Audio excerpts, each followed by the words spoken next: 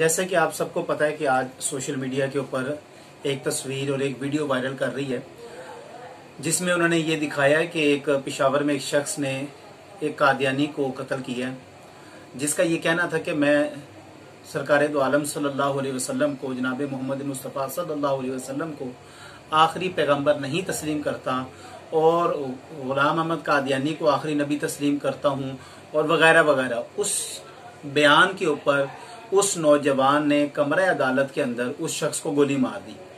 अच्छा, ये video viral करने की वजह क्या थी? आप मेरे दोस्तों बड़े तहम्मुल मिजाजी के साथ इसको गौर से पहले पूरी वीडियो को सुने, ताकि आपको समझ आए कि ये मुद्दा हो क्या रहा है, हमारे साथ ये मसला हो क्या रहा है। दर हकीकत ये बहुत बड़ा प्रोपेगेंडा है। कादियानी को समझ लें या यहूदियों का समझ लें या हिंदुओं का समझ लें, जिसकी भी के पीछे जो पावर है, जो ताकत है, वो असल में चाह क्या रहे हैं। ये इस्लाम दुश्मन जो ताकतें हैं, उन्होंने एक तरीका अपना लिया है। अब आप देखें कि आज से कुछ अर्सा पहले जो खत्म नबूवत के कानून में तब्दीली की गई थी, यानी कि वो इतना हमारे अंदर घुस चुके हैं, इतना हमारे कानून और हर चीज़ों को अपने हाथ में कर लिया है कि उन्होंने कानून भी तब्दील करवाने की कोशिश की। वो तो खुदा भला करे जो किसी अक्लमंद ने या जिसको अल्लाह ताला ने ताकत अता की, ईमान की, उसने वहां पर आके कौम को जगाया और उसके बाद खादिम रिजवी साहब और ये सारे लोग फिर मैदान में उतरे। अच्छा, फिर उसके बाद देखें कि आपके मंदिर की तामीर हुई इस्लामाबाद में, और उन्होंने क्या किया, मंदिर की तामीर के ऊपर मुसलमानों ने वहां पे स्टैंड लिए, तो फौरन ही हुकूमत ने कहा कि जनाब ये हमने पास कर दिए, तो अब हम ये बना के रहेंगे। जब वो वहां से नाकाम हो गए, तो अब मेरा एक आइडिया है, वो एक सोची समझी साजिश है। ये कादियानी को जान के भेजा गया और वहां पे कसदन उसका कत्ल करवाया गया।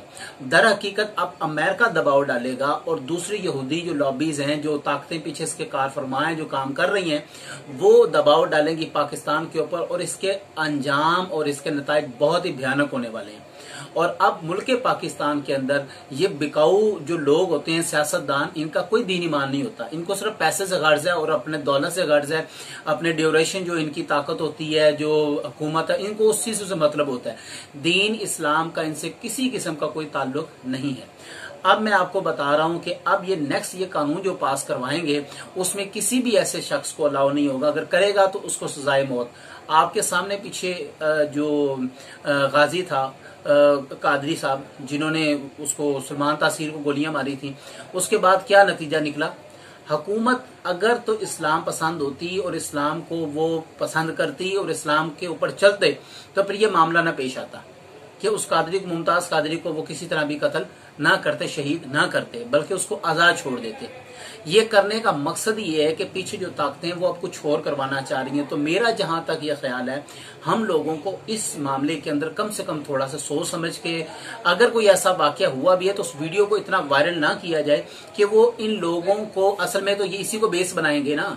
अब आसिया का जो मामला वो आपके सामने, वो कहाँ पॉप तक बात गई, वो बकायदा मिलने भी चली गई, वो डोनाल्ड ट्रंप को मिलने भी चली गई। यहाँ से कुछ कादियानी वहां पर गए और वहां पर जाके मिले और उसको कहा जी हमारे तो पाकिस्तान में वो जुल्म होता है हमारे ऊपर। अब ये इसको बेस बनाएंगे और बेस बनाकर यहाँ पर ऐसा कोई कानून पास करेंगे जो खत्म नबूवत के खिलाफ होगा या हमारे मुसलमानों के खिलाफ हो सकता है, कुछ भी हो सकता है इसमें। लिहाजा मेरी तमाम दोस्तों से दरखास्त है, अगर ऐसा कोई मामला हो जाता है उसको इतना हाईलाइट ना किया करें। उसने जो काम किया बिल्कुल इस्लाम के ऐन मुताबिक किया और दुरुस्त किया है, और मैं तो उसकी तायद भी करता हूँ कि बहुत अच्छा उसने किया है। लेकिन अगर आप देखें इसको इतना वायरल करेंगे तो हमारे लिए मसाइल अब आगे क्या पैदा होने लगे, इसके ऊपर हमें तवज्जो करनी है। तो मेरी तमाम दोस्तों से गुजारिश है कि अगर कोई ऐसा मामला हो जाए, उसको बड़े सुकून से, तहम्मुल मिजाजी से देखा करें और बस उसको वहीं पे खत्म किया करें। अगर आगे बढ़ाएंगे तो हमारे लिए, मुसलमानों के लिए बहुत ज्यादा मसाइल पैदा हो सकते हैं और मुझे इस बात का खदशा है। अब आप इस बात को नोट कर लें कि आइंदा दिनों में आप देखिएगा कोई ऐसा कानून पास होगा जो कि सरासर मुसलमानों के और दीन इस्लाम के बिल्कुल खिलाफ होगा। ऑलरेडी भी बड़े पास हुए हैं और ऑलरेडी भी बहुत ज्यादा केसेस चल रहे हैं। उम्मीद है कि अल्लाह तबारक तआला उम्मत मुस्लिमा के ऊपर रहम फरमाए और हमारी गलतियों को माफ करे। जज़ाकल्लाह। अल्लाह हाफिज।